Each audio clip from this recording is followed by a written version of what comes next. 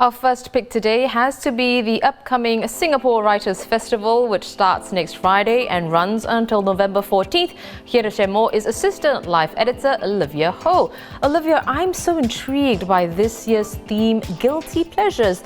The organisers, chose it to challenge the distinctions about highbrow and lowbrow literature. Can you tell us more about that? And is it also a departure from, who and what the festival has featured in previous years?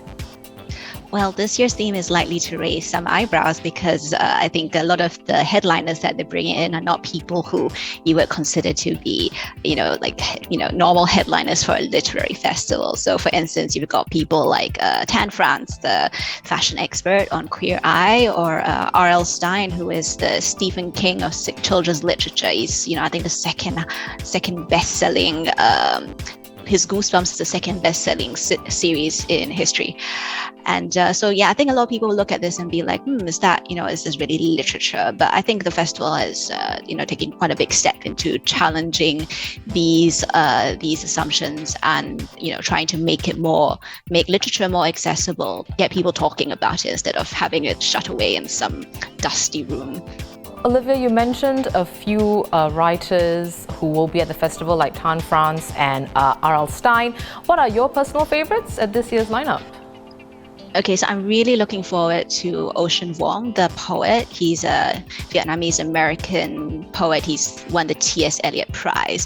So he wrote this really beautiful book called On Earth We're Briefly Gorgeous, and I'm really looking forward to seeing him. Also, G. Willow Wilson, who is the co-creator of the Miss Marvel comics, Kamala Khan, the first Muslim American Miss Marvel. So she's also a novelist of these great fantasy novels. So I'm really looking forward to seeing her. Well, thanks, Olivia. In the spirit of guilty pleasures, I can't wait to hear what Regency romance writer Julia Quinn has to say. If you recall, she's most famous for writing the Bridgerton series. If you prefer to watch an entire TV series at a stretch as opposed to, waiting for a new episode week after week, then why not consider K-drama Yumi Cells? Its penultimate episode airs tomorrow on ITE, and according to journalist Jan Lee, it's very binge-worthy. So Jan, tell us why. Okay, so Yumi Cells is quite an interesting K-drama. I don't think I've seen something like it because it is basically partially animated plus live action.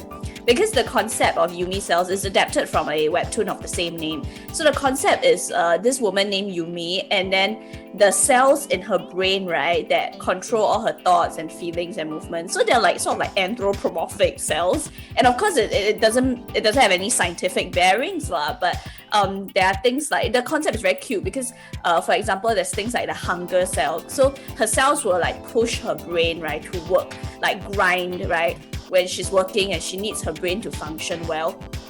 But then suddenly the hunger cell will come out of nowhere and stampede over everyone because the hunger cell is hungry, right? So unless you feed the hunger cell, so unless Yumi eats, she cannot think, she cannot function, which is very similar to the way, human beings like us, sometimes you're in the middle of work and then it's 4 p.m. and you're just I just need a snack now, or else I would just faint at my desk, or I would just be unable to concentrate on work. So it's sort of similar.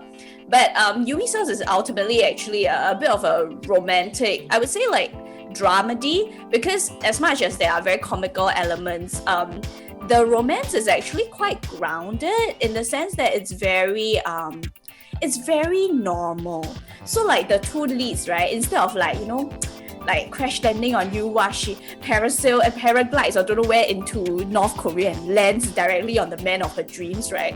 It's they meet because Yumi's colleague decides to introduce Yumi to this person that he thinks is very suitable for her. So they meet through friends. The cells are very cutely animated, and they are very cute little things in everybody's cell village there's a bulletin board, and that bulletin board is where all your most important thoughts are kept. So you are reminded of these thoughts, So I think it sort of talks about human emotions in a way that's very childlike almost, but there's a certain depth to it, I think.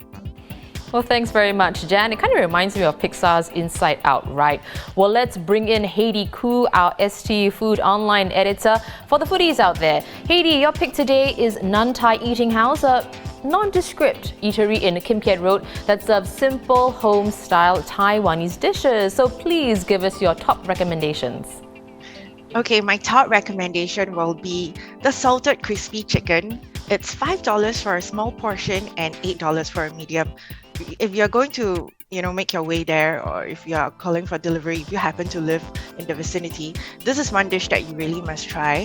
It's so tender and so juicy. I was mistaken, that I thought it was chicken thigh meat, and it turned out that it wasn't. It was chicken breast meat. And the owner, she makes it herself from she doesn't buy pre-processed chicken meat to deep fry it.